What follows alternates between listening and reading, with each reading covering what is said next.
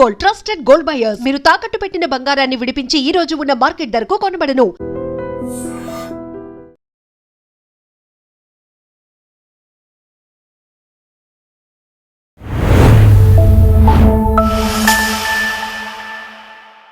Welcome to lunch with Lumbini. NEET paper leak విషయంలో education minister మీద comments చేశారు, అలాగే అకౌంటబిలిటీని క్వశ్చన్ చేశారు. సో రెసిగ్నేషన్ వచ్చింది, దానికి అక్కడ సార్ట్ అయిపోయింది అని అనుకుంటే, ఇక్కడ ఆల్రెడీ సీజేపీ ప్రొటెస్ట్లో జరిగిన ఇష్యూస్ ఏవైతే ఉన్నాయో అక్కడ పోలీస్ యాక్షన్ ఫోర్స్ ఎక్కువగా జరిగింది. సో హోమ్ మినిస్ట్రీ దీనికి అకౌంటబిలిటీ తీసుకోవాలి అని చెప్పేసి అమిత్ షా గారి రెసిగ్నేషన్ గురించి కూడా పార్లమెంట్లో క్వశ్చన్స్ వినిపిస్తున్నాయి. దాని గురించి కూడా అకౌంటబిలిటీ క్వశ్చన్ చేస్తున్నారు. బట్ ఇక్కడ ఎండ్ ఆఫ్ ద డే లోపల కాజ్ ఏమై ఉంటుంది, అలాగే ఏం ఎక్స్పెక్ట్ చేసి ఇవన్నీ కూడా కామెంట్స్ వినిపిస్తున్నాయి. Let's discuss. ఈ రోజు మనతో జాయిన్ అవబోతున్నారు geopolitical analyst Pavan Sriharsha garu మనతో పాటున్నారు. Let's talk to him. Hello sir, నమస్తే. నమస్తే అండి. సార్, సీజేపీ ప్రొటెస్ట్ తర్వాత డిఫరెంట్ వర్షన్స్ మనం వింటున్నాం, డిఫరెంట్ నెరేటివ్స్ ఆల్రెడీ సెట్ అయిపోయాయి దీని మీద. సో అమిత్ షా గారి గురించి కూడా రాహుల్ గాంధీ గారు రీసెంట్గా పార్లమెంట్లో చాలా కామెంట్స్ చేశారు దట్ పోలీస్ ఫోర్స్ అనేది ఎక్కువగా యూజ్ చేశారు, స్టూడెంట్స్ మీద చాలా జరిగాయి అని చెప్పేసి. సో కొట్టడాలు కానీ, లాఠీ చార్జ్లు కానీ, పెల్లెట్ గన్స్ యూజ్ చేయడం కానీ, ఇవన్నీ కూడా టియర్ గ్యాస్ యూజ్ చేయడం కానీ. సో ఇది నిజంగానే వేరే ఉద్దేశం ఉందా దీని వెనక, లేదంటే మనం ఎలా దీన్ని తీసుకోవాలంటారు? ఇంగ్లీష్లో ఒక సేయింగ్ ఉంటుందండి, if you give cat a cookie it will ask for a glass of milk అని. సో అంటే మీరు ఒక్కసారి వెన్ యూ ఒక బ్లడ్ టేస్ట్ చేసిన తర్వాత సక్సెస్ వచ్చిన తర్వాత యూ విల్ ఆస్క్ మోర్ కదా. సో ఇప్పుడు ఏంటంటే విపక్షాల పరిస్థితి అలా ఉంది. వాళ్ళు మామూలుగా ఏమన్నారు, ధర్మేంద్ర ప్రధాన్ రాజీనామా చేయాలి, ధర్మేంద్ర ప్రధాన్ రాజీనామా చేయాలన్నారు. రాజీనామా చేసిన తర్వాత ఇప్పుడు రాజీనామాతో ఒరిగేది ఏముంది, దాంతో ఏమీ లాభం లేదని ఇప్పుడు ఏకంగా వీళ్ళు అమిత్ షా మీదకే వీళ్ళు ఒక రకంగా లక్ష్యంగా పెట్టుకున్నారు.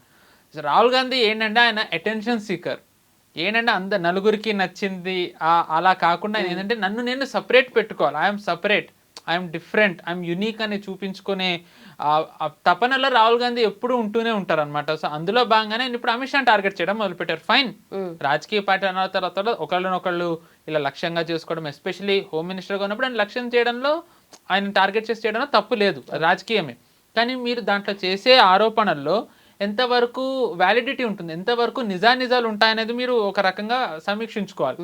ఉదాహరణకు ఆయన మొన్న అన్నారు, ఇది కాల్పులది చేసేటప్పుడు అమిత్ షా గారు కాన్వాయ్లో వెళ్తున్నారు, 30 వాహనాల కాన్వాయ్ ఉంది, ఆయన భయపడుతూ ఫోన్లో మాట్లాడుతూ వెళ్తున్నారు. అంటే మామూలుగా ఇది వరకు అంటే మనకి వీడియోస్ ఏవి వచ్చేవి కాదు కాబట్టి ఇలా నమ్మొచ్చు. ఇప్పుడు అన్ని వీడియోస్ ఉంటాయి మనకి, పార్లమెంట్ దగ్గర, మంత్రుల ఇళ్ల దగ్గర. పిఎంకి 30 వాహనాలు ఉండవండి, ఇంకా అమిత్ షాకి 30 వాహనాలు కాన్వాయ్ ఉంటుందంటే ఎలా నమ్ముతారు? దట్ ఇట్ సెల్ఫ్ అంటే అక్కడ ఒక్క చోటే రాహుల్ గాంధీ అపరిపక్వత బయటపడింది. రెండోది, ఇమాజిన్ అమిత్ షా గారు ఆర్డర్ ఇచ్చారనుకుందాం, ఒక్కసారి ఆ రోజు సినారియో ఇమాజిన్ చేయండి, ఆర్ఏఎఫ్ వాళ్ళ మీద దాడులు జరుగుతున్నాయి, వీళ్ళు మొత్తం వైలెన్స్ కేయాస్ క్రియేట్ చేస్తున్నారు. ఆ కేయాస్ క్రియేట్ చేస్తుంటే ఆ టైంలో వాళ్ళు అమిత్ షాకి ఫోన్ చేసి, సార్ ఇలా మీ పరిస్థితి చేయి దాటిపోతుంది, మేము కాల్పులు చేయమంటారా వద్దంటారా తొందరగా చెప్పండి అంటే ఎక్కడో కూర్చొని అమిత్ షా చేసేయండి అని అంటారా? అంటే ఎక్కడన్నా బిలీవబుల్గా ఉందా అండి సినారియో? అలాంటి పరిస్థితే కనుక ఉన్నట్టయితే కాల్పులు చేయాలా వద్దని గ్రౌండ్లో ఉన్న వాళ్ళు తీసుకుంటారు, ఆ లా ఎన్ఫోర్స్మెంట్ ఏజెన్సీ హెడ్స్ తీసుకుంటారు. In this case Delhi police, వీళ్ళందరే బహిరంగంగా చెప్తున్నారు ఎస్ మేము చేయాల్సి వచ్చింది ఎందుకంటే పరిస్థితి చేయి దాటిందని. ఇంకా దాంట్లో మరి ఇంకా వీళ్ళు కొత్తగా రాహుల్ గాంధీ చెప్తుంది ఏముంది? ఇది నిన్న రాహుల్ గాంధీ చాలా స్టన్నింగ్ రెలవేషన్ అన్నట్టుగా ఇప్పుడు మొత్తం ఎడ్యుకేషన్ వ్యవస్థ ఇదంతా కూడా ఆర్ఎస్ఎస్ నడుపుతోంది, మొత్తం ఆర్ఎస్ఎస్ వాళ్ళే ఉన్నారని. బాస్, మన country prime minister RSS pracharak, home minister RSS swayamsevak, defence minister RSS స్వయం సేవక్, కామర్స్ మినిస్టర్ ఆర్ఎస్ఎస్ అనుబంధిత సంస్థల్లో ఉన్నారు ఆవిడ. దాని తర్వాత వేరు even road transport minister RSS swayamsevak. Almost more than half of the సీఎంలు అందరూ ఆర్ఎస్ఎస్ స్వయం సేవకులు. కొత్తగా రాహుల్ గాంధీ ఇచ్చిన రెవల్యూషన్ ఏముంది దాంట్లో స్టన్నింగ్గా ఇవ్వడానికి? బట్ రాహుల్ గాంధీ కొత్తగా ఇచ్చింది ఏం లేదు, కానీ కాంగ్రెస్ మైండ్ సెట్, దేశాభివృద్ధి వాళ్ళకంటే ఇంటర్నేషనల్లీ కంట్రీని డిఫేమ్ చేయడం రాహుల్ గాంధీకి ఎంత ఆనందం ఇస్తుంది అనడానికి నేను రాహుల్ గాంధీ మాట్లాడిన ఒక ఉదాహరణ. సీజేపీ ప్రొటెస్ట్ గురించి మాట్లాడుతూ నాకు చాలా హ్యాపీగా ఉంది జరిగిందంతా చూస్తూ ఉంటే. It was not a violence, it was not anger, it was not hatred, వాళ్ళు దే ఎక్సర్సైజ్డ్ దేర్ రైట్ అని అన్నారు. బట్ జరుగుతున్న రోజులు he didn't talk on this కదా. అసలు ఉన్నారా? జరుగుతున్న రోజుల్లో సగం రోజులు ఆయన లేరు కదా రాహుల్ గాంధీ. అదేగా విపక్షాల్లో చాలా మంది అడుగుతున్నది, ఎక్కడి నుంచి పారాడ్రాప్ అయ్యాడు రాహుల్ గాంధీ అని అదే అడిగారుగా. సో పాయింట్ మీరు చూసినట్టయితే అంత వైలెన్స్ జరిగి ఇంటర్నేషనల్లీ మీడియా మనని మిస్రిప్రజెంట్ చేస్తూ జరిగిందంతా కూడా వక్రీకరించి చెప్తుంటే రాహుల్ గాంధీ దాన్ని సమర్థిస్తున్నారు. మీరు ఇదే గనక గమనించినట్టయితే మనకి ఏఐ సమిట్ జరిగినప్పుడు కాంగ్రెస్ వాళ్ళందరూ కూడా షర్ట్ క్లిప్పేసి వస్తే రాహుల్ గాంధీ దాన్ని కూడా పొగిడారు. అంటే ఇంటర్నేషనల్లీ కంట్రీని ఎంత ఎంబారెస్ చేయొచ్చు, ఎంతగా డిఫేమ్ చేయొచ్చు కాంగ్రెస్ కార్యకర్తలు కానీ ఈ అరాచక మూకలు కానీ చేస్తే రాహుల్ గాంధీ దాన్ని అంతా సమర్థిస్తారనమాట. అంటే రాహుల్ గాంధీ కంట్రీ డెవలప్మెంట్తో లేరు, కంట్రీ అనర్కిస్టులతో ఉన్నారు. ఈ దేశ అభివృద్ధిని ఎవరైతే ఆపాలనే ప్రయత్నాల్లో ఉన్నారో వాళ్ళతో రాహుల్ గాంధీ ఉన్నట్టుగా మనకి ఈ వ్యాఖ్యలతో అర్థమవుతోంది. సో వై డిడ్ రాహుల్ గాంధీకి ఫైనల్లీ టార్గెట్ అమిత్ షా? అమిత్ షాని టార్గెట్ చేయడానికి గల ముఖ్య కారణం ఒకటి ఏంటంటే they couldn't succeed what they wanted. ఈ అరాచక మూకలన్నీ దే వాంటెడ్ అట్లీస్ట్ ఒక్కళ్ళన్నా పోవాలి, ఒక్క ప్రాణ నష్టం జరగాలని. But Amit Shah did not let that happen. ఆ క్రెడిట్ ఖచ్చితంగా అమిత్ షా గారికి వెళ్తుంది. ఎందుకు వెళ్తుంది అంటే మీరు గమనించినట్టయితే ఆ రోజు ఈ ధర్నా ఏదైతే జరిగిందో వీళ్ళు జంతర్ మంతర్ నుంచి పార్లమెంట్కి వచ్చే వైపు అరాచక మూకలు ఉన్నప్పుడు వీళ్ళని నియంత్రించడానికి ఢిల్లీ పోలీసుల్ని సిఆర్పిఎఫ్లోని ఒక విభాగమైన ర్యాపిడ్ యాక్షన్ ఫోర్స్ని పెట్టారు. ర్యాపిడ్ యాక్షన్ ఫోర్స్ అంటే ఏంటి? వాళ్ళు ఇలాంటి లా అండ్ ఆర్డర్ సిచ్యువేషన్ వచ్చినప్పుడు వాళ్ళు ఏంటంటే ఒక నాన్ లీథల్ ఫోర్స్ కావాలి. అంటే గన్స్ ఇవి కాకుండా బేటన్స్తోని పరిస్థితిని నియంత్రించగలిగే ఒక ఫోర్స్ కావాలి. కాబట్టి దీన్ని క్రియేట్ చేశారు. ఆ ర్యాపిడ్ యాక్షన్ ఫోర్స్ ఉంది. కానీ ఢిల్లీ పోలీస్ అంటే ఏంటి? They are law enforcement agency. అంటే వాళ్ళ దగ్గర లీథల్ వెపన్స్ ఉంటాయి. బట్ ఆ రోజు ప్రొటెస్ట్లో మీరు గమనించినట్టయితే ఒక్క ఢిల్లీ పోలీస్ దగ్గర గన్ను కాదు కదా, పిస్టల్ కూడా లేదు. వాళ్ళు పిస్టల్ కూడా పెట్టుకోలేదు. ఎందుకు అంటే ఒక పాసిబిలిటీ ఏముందంటే వాళ్ళు ఇంత క్రౌడ్ని ఎక్స్పెక్ట్ చేసి ఉండరు. ఇప్పుడు మీరు చూసుకున్నట్టయితే కనుక ఆ రోజు చాలామంది మేబీ ర్యాపిడ్ యాక్షన్ ఫోర్స్ వాళ్ళవో తెలియదు, ఢిల్లీ పోలీసుల వాళ్ళవో తెలియదు, వాళ్ళు ఏవైతే జాకెట్లు వేసుకుంటారో బుల్లెట్ ప్రూఫ్వి అవి, వాళ్ళ క్యాప్, ప్రొటెక్షన్ క్యాప్, వాళ్ళ బేటన్స్, వాళ్ళ షీల్డ్ ఇవి కూడా ప్రొటెస్టర్స్ లాగేసుకుని వీడియోలు పెట్టారు. జస్ట్ ఇమాజిన్ ఢిల్లీ పోలీసులు గన్స్ పట్టుకుని ఉండుంటే, ఆ గన్ను లాక్కుని ఉండుంటే, వాళ్ళు చేయకూడని మిస్అడ్వెంచర్ చేస్తుంటే ఏమై ఉండేదని. సో అందుకే ఢిల్లీ పోలీసులు పెట్టుకోవాలి. అంటే అమిత్ షా ఎక్స్పెక్టెడ్ దిస్, ఇలాంటి అరాచక మూకలు ఇవి చేయొచ్చు. అందుకే ఢిల్లీ పోలీసులు అలాంటి ఆయుధాలు పెట్టుకోలే. దాంతో ఏమైంది? వాళ్ళు అనుకున్నది ఫస్ట్ లెవెల్ అవ్వలేదు, సెకండ్ లెవెల్ పార్లమెంట్లోకి వెళ్ళాలనుకున్నది రీచ్ అవ్వలేదు, థర్డ్ది ఏదో ఒక వైలెన్స్ జరగాలి, వైలెన్స్ జరగకుండానే ధర్మేంద్ర ప్రధాన్ రాజీనామా అయిపోవడంతో వాళ్ళు అనుకున్నవి ఏవి ఫుల్ఫిల్ అవ్వలే. ఈ పార్లమెంట్ సెషన్ అవ్వకుండా ఉండాలి అంటే ఇది కంటిన్యూ అవ్వాలనేది ఏదైతే ఉందో అది వాళ్ళు ఏవి అవ్వకుండా జరిగింది. సో దీని అన్నిటికీ ఒక రకంగా కారణం ఎవరు? అమిత్ షా. అందుకనే వీళ్ళు అమిత్ షా గారు రాజీనామా చేయాలని కోరుకుంటున్నారు. Not because he failed, they are not asking his resignation because he failed, they are asking his resignation because he failed opposition attempts in toppling this government. He failed opposition attempts who wanted bloodshed. He failed CJP's attempts who wanted at least one protester to die because of the gun wound. అందుకని చెప్పే ఆ కసితోని వీళ్ళు ఇప్పుడు అమిత్ షా గారిని లక్ష్యంగా చేసుకున్నారు. And since Rahul Gandhi చేసుకున్నారు కాబట్టి ఆబ్వియస్లీ అది రాహుల్ గాంధీ లెవెల్ ఎప్పుడు ఇంటర్నేషనల్లో ఉంటుంది, నేషనల్ కూడా కాదు. మనం ఆబ్వియస్లీ లోకల్ వీళ్ళ గురించి కాకుండా నేషనల్ ఇంటర్నేషనల్ ఆలోచించినట్టయితే why Rahul Gandhi peddling fake news? ఎందుకంటే కేవలం పార్లమెంట్లోనే కాకుండా ఆయన ఇచ్చిన ప్రెస్ మీట్లో కూడా అమిత్ షా గారి గురించి మాట్లాడుతూ ఉన్నారు అవాకులు చవాకులు పేలుతూ. అండ్ దాంట్లో ఆయన ఇచ్చిన ఫస్ట్ అబద్ధం ఏంటి అంటే, ఆఫ్ కోర్స్ ఆయన మొత్తం స్పీచ్ అబద్ధాలే, బట్ దాంట్లో ఒక మేజర్ అబద్ధం ఏంటంటే నన్ను మాట్లాడనివ్వలేదని. ప్రతిపక్ష నేతగా ఆయనకున్న సమయం 25 నిమిషాల నుంచి 30 నిమిషాలు, కానీ ఆయన సుమారు 50 నిమిషాలు మాట్లాడారు. అంటే ఇక సమయం ఇవ్వకపోవడం కాదు, అడిగిన దానికంటే ఎక్కువ ఇచ్చారు. మరి రాహుల్ గాంధీ ఆ అబద్ధం ఎలా చెప్తారు? నా గొంతు నొక్కేస్తున్నారని. రాహుల్ గాంధీ గొంతు నొక్కితే అది కాంగ్రెస్ వాళ్ళ విపక్షంలో వాళ్ళనే అవ్వాలి, కానీ బీజేపీ 100% చేయదు. రాహుల్ గాంధీ మాట్లాడతానంటే వాళ్ళు మోదీ గారిని కూర్చోబెట్టి రాహుల్ గాంధీని మాట్లాడినిస్తారు. ఎందుకంటే is the biggest star campaigner. మీరు నిన్న చూడండి, యాక్చువల్గా నీట్ పేపర్ లీక్ మీద జరగాల్సిన ప్రొటెస్ట్ అంతా కూడా రాహుల్ గాంధీ వ్యాఖ్యలు ఏంటి, ఇడియట్, అందుభక్త్, వీటి మీదకి డైవర్ట్ అయిపోయింది. మోదీ గారు యూజ్ చేయాల్సిన కెమెరా యాంగిల్స్ గురించి కూడా, కెమెరా యాంగిల్స్ అంటే ఎంత ఇర్రిలవెంట్ టాపిక్స్ మీద టాక్ ఆఫ్ ద టర్న్ అయిపోయిందో చూడండి. That is the skill Rahul Gandhi possess. అది ఎవ్వరి వరలా లేదు. దానివల్ల ఏమవుతుంది, విపక్షాలు ఏవైతే నెరేటివ్ నడపాలనుకుంటున్నారో దాన్ని సాబోటాజ్ బీజేపీ చేయట్లే, రాహుల్ గాంధీనే చేస్తున్నారు కూర్చుని ఆయన. సో బీజేపీ ఎప్పుడు రాహుల్ గాంధీని మాట్లాడనివ్వము అనేది ఏదైతే అభియోగం ఉంటుందో అది అబద్ధం. బీజేపీ వాళ్ళే కోరుకుంటారు రాహుల్ గాంధీ ఎక్కువ మాట్లాడాలని. So that is the first లై that has to be busted. Second లై, అమిత్ షానే టార్గెట్ చేయడానికి గల ఒక కారణం ఏమై ఉండొచ్చు అంటే could be international pressure, I mean international conspiracy. ఎందుకంటే సి మనం ఈ ప్రొటెస్ట్ అంతా చూసాం, నేపాల్లా చేయాలి, బంగ్లాదేశ్లా చేయాలి, ఈవెన్ మన దేశంలోని విపక్షాలే చాలా పగటి కళలు అలాంటివి కంటూ ఉంటారు. బంగ్లాదేశ్ అందరికీ 2024 ప్రొటెస్ట్ ఏదైతే షేక్ హసీనాని దింపడానికి జరిగిందో అందరికీ అది తెలుసు. కానీ before that step by step US ఎలా బంగ్లాదేశ్ ఇంటర్నల్ సెక్యూరిటీని వీకెన్ చేసింది అనేది it is a case study. I think 2-3 ఏళ్ల క్రితం, ఐ థింక్ అరౌండ్ 21లో మనకి ఇక్కడ ఎలా అయితే ర్యాపిడ్ యాక్షన్ ఫోర్స్ ఉందో అలాగే అక్కడ ర్యాపిడ్ యాక్షన్ బెటాలియన్ అని ఉంది. ఆ ఫోర్స్ ముఖ్య ఉద్దేశం ఏంటి అంటే, బంగ్లాదేశ్లో రాడికల్ ఎలిమెంట్స్ చాలా ఉంటాయి. ఇప్పుడు ఒకటి వాళ్ళకి అక్కడ అల్ఖైదా ఉంటుంది, AQIS అని, హిజ్బుత్ తాహ్రీర్ అని ఒకటి ఉంటుంది. మనం ఇక్కడ భాగ్యనగర్లో కూడా దాన్ని బస్ట్ చేశారు ఆ మాడ్యూల్ని, అలాంటిది ఉంటుంది. జమాతే ఇస్లామీ అక్కడ ఉండనే ఉంది. సో ఇలాంటి రాడికల్ ఇస్లామిక్ మాడ్యూల్స్ అన్నిటినీ కూడా అరెస్టులు చేసి కంటైన్ చేసి వీళ్ళది ఏది కూడా ఎక్స్పాండ్ అవ్వకుండా చేయడం ఈ RAB ఏదైతే ఉందో ర్యాపిడ్ యాక్షన్ బెటాలియన్ వాళ్ళ ప్రథమ లక్ష్యం. యుఎస్ ఏం చేసింది, వాళ్ళ మీద శాంక్షన్స్ పెట్టేసింది. హ్యూమన్ రైట్స్ అట్రాసిటీస్ అని, వీళ్ళు అన్ని వయలేషన్స్ చేస్తున్నారు, ఎక్సెట్రా ఎక్సెట్రా ఎక్సెట్రా. బంగ్లాదేశ్ వాళ్ళు అదే అన్నారు, ఇంటర్నల్ సెక్యూరిటీ సాబటాజ్ అవుతుంది వీళ్ళని చేస్తుంటే యుఎస్ తగ్గలే వెనక్కి. సో రాహుల్ గాంధీ ఏంటంటే ఇప్పుడు CRPF మీద అలాంటిదే ఏమన్నా ప్లాన్ చేశారా, ఇంటర్నేషనల్ తెప్పించలేదు. ఎందుకంటే రాహుల్ గాంధీ ఎప్పుడు అంటారు US ఇంటర్వ్యూన్ అవ్వాలి, UN ఇంటర్వ్యూన్ అవ్వాలి, EUకి వెళ్ళి పార్లమెంట్ లో కూడా రాహుల్ గాంధీ మాట్లాడేవన్నీ ఇవే. ఈజీ ప్లానింగ్ ఎనీ అంటే వాళ్ళకి శాంక్షన్స్ పడేలాగా వాళ్ళ ద్వారా ఏమన్నా ప్లాన్ చేస్తున్నారా, వాళ్ళు వేస్తారా వెయ్యరా, ఇప్పుడు వేసేంత స్థాయి వాళ్ళకు ఉందా లేదా అనేది నేను మాట్లాడట్లే. బట్ ఒక అటెంప్ట్ రాహుల్ గాంధీ అలాంటిది చేస్తున్నారా, ఎందుకంటే ప్యాటర్న్ క్లియర్గా ఉంది. మీరు చూసుకున్నట్టయితే ఇప్పుడు మనం మాట్లాడుకునే టైంకి POJKలో పాకిస్తాన్ ఆక్యుపైడ్ జమ్మూ కాశ్మీర్లో శవాల గుట్టలు ఉన్నాయి రోడ్ల మీద, ఎస్పెషల్లీ రావల్కోట్ ఇలాంటి ప్రాంతాల్లో పాకిస్తాన్ ఆర్మీ ఓపెన్ ఫైర్ చేసేసింది. ఓపెన్ ఫైరింగ్, ట్యాంకులు తిరుగుతున్నాయి. కానీ ఇంటర్నేషనల్ మీడియా ఇది మొత్తం వదిలేసింది. యాజ్ ఏ పాకిస్తాన్ ఈరోజు సస్యశ్యామలంగా ఉంది, అక్కడ అసలు కంప్లీట్లీ పీస్ఫుల్ ఉన్నట్టుగా మాట్లాడుతున్నారు.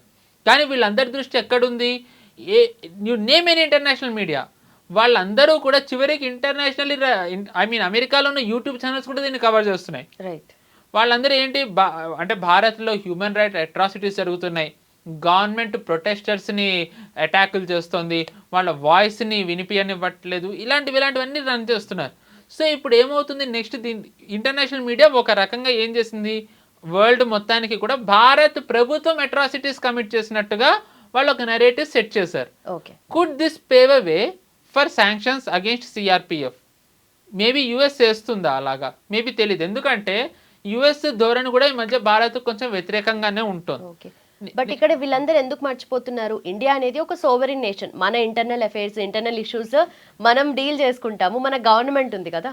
US never consider any country as sovereign. ప్రపంచంలో ఎనీథింగ్ దానికి వసాల కిందనే ఉండాలి. వెనిజువేలాలో వాళ్ళు దేశంలోకి వెళ్ళే వాళ్ళు మధురోని వాళ్ళు కిడ్నాప్ చేసి తేలేదా అండి.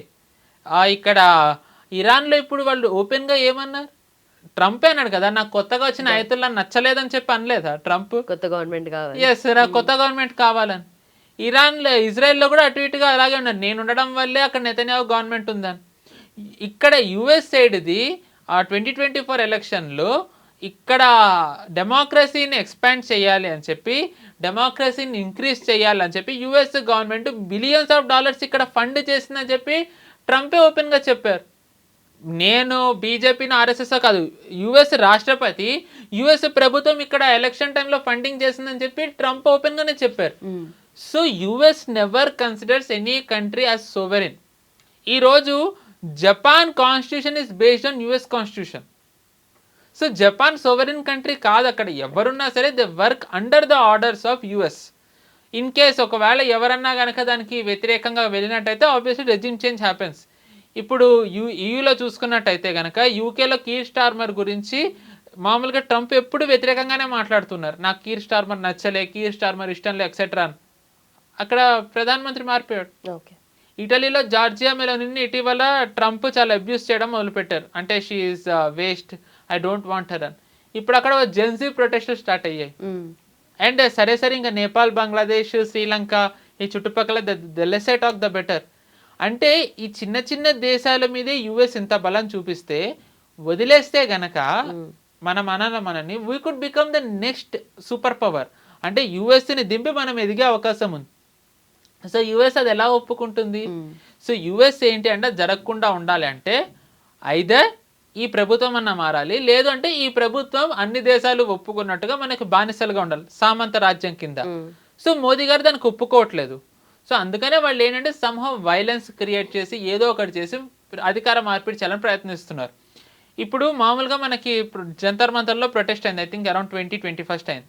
కానీ యుఎస్ నోటిఫికేషన్ అరౌండ్ 17th వచ్చింది, అందరూ కాషియస్గా ఉండండి అని.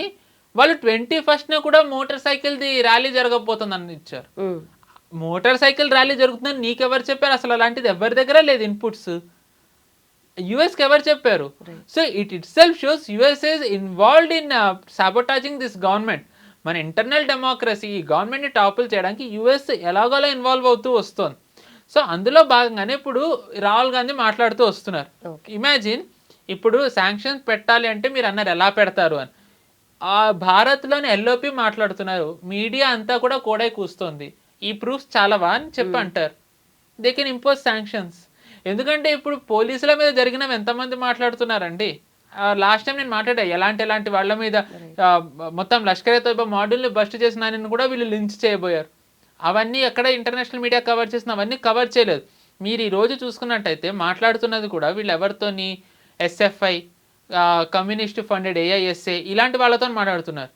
అండ్ విచిత్రంగా బీజేపీ నుంచే ఒక ఎంపీ కూతురు కూడా మాట్లాడుతోంది ఈ ప్రొటెస్ట్కి వ్యతిరేకంగా, ఐ మీన్ ప్రభుత్వానికి వ్యతిరేకంగా. What I mean to say, just imagine ఎంత బ్రెయిన్ వాష్ అయిపోయారో వీళ్ళందరూ. బట్ అల్ జజీరా ఆ పార్ట్ అంతా తీసుకోలే. అంటే ఒక బీజేపీ ఎంపీ కూతురే, రూలింగ్ పార్టీ ఎంపీ కూతురే ఇది సపోర్ట్ చేస్తోంది అంటే ఇది ఎంత సివియర్ ప్రొటెస్టో మీరు ఆలోచించండి అనే నెరేటివ్ ఇప్పుడు ఇంటర్నేషనల్ మీడియా తీసుకెళ్తోంది. సో ఏదైతే ర్యాపిడ్ యాక్షన్ బెటాలియన్ మీద వీళ్ళు శాంక్షన్స్ పెట్టారో ఇప్పుడు అంటే గ్రౌండ్ ఈజ్ సెట్, బీజేపీలో ఒక వర్గమే చేస్తుందని కూడా వీళ్ళు మాట్లాడచ్చు.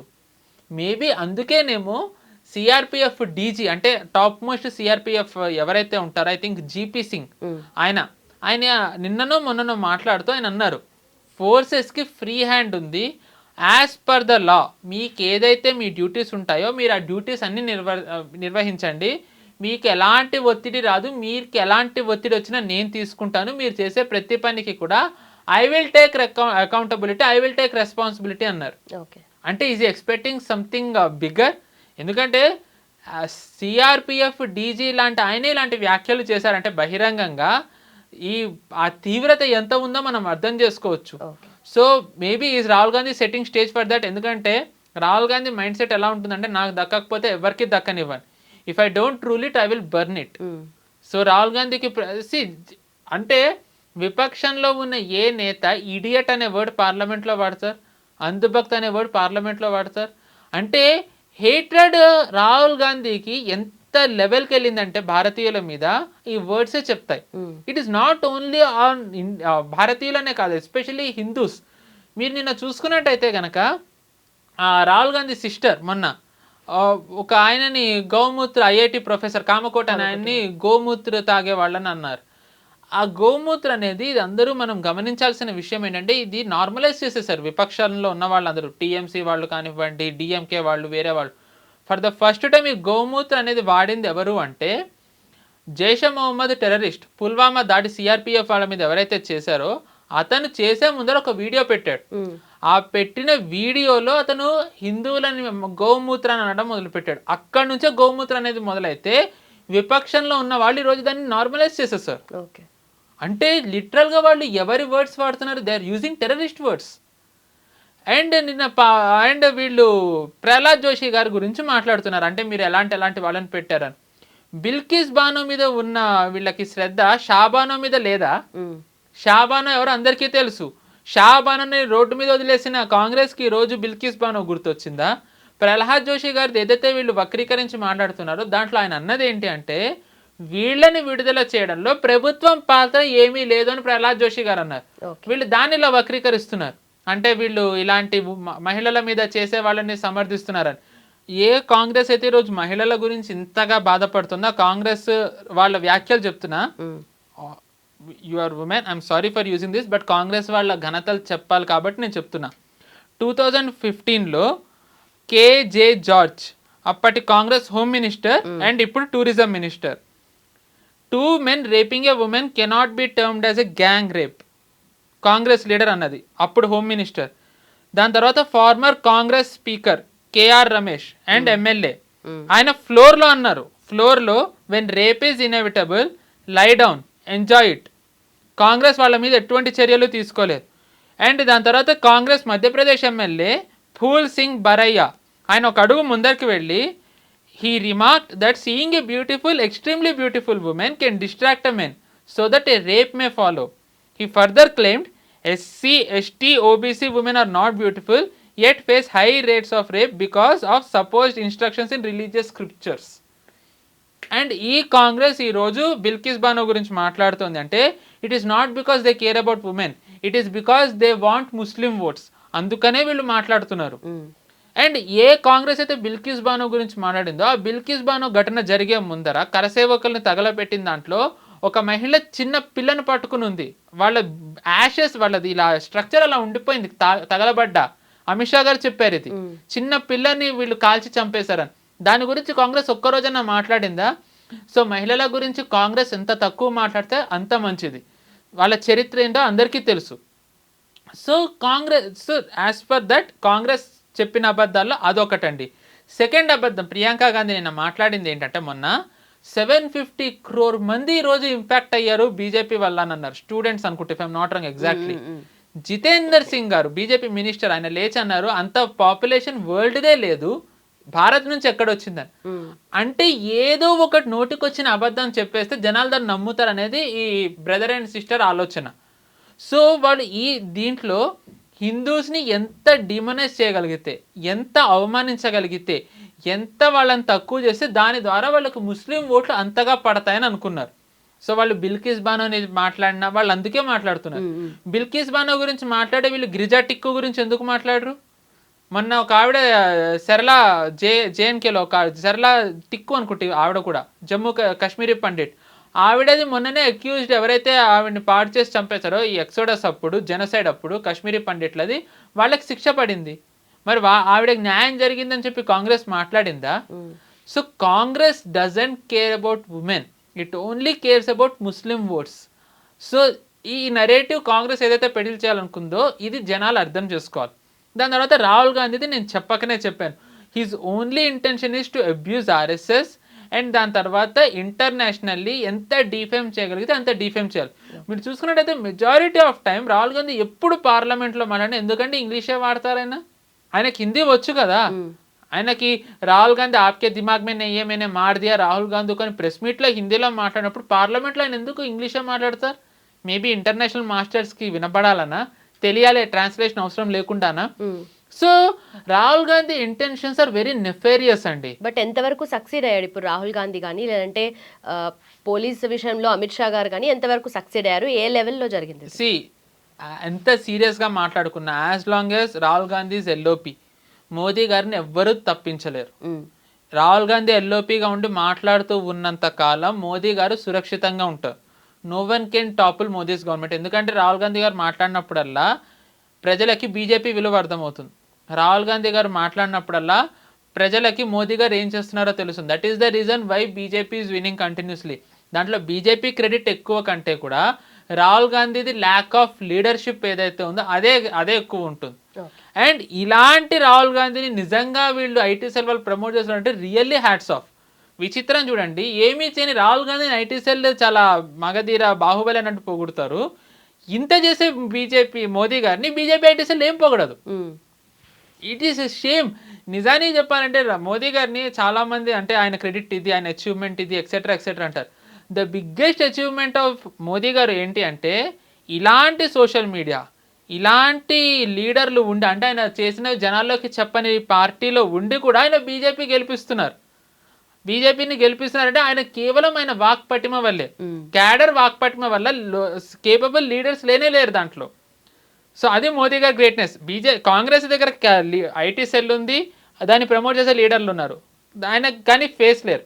బీజేపీకి ఫేస్ ఉంది కానీ ఆ ఫేస్ చేసే పని ముందరికి తీసుకెళ్ళే ఒక స్ట్రాటజీ లీడర్స్ లేరు.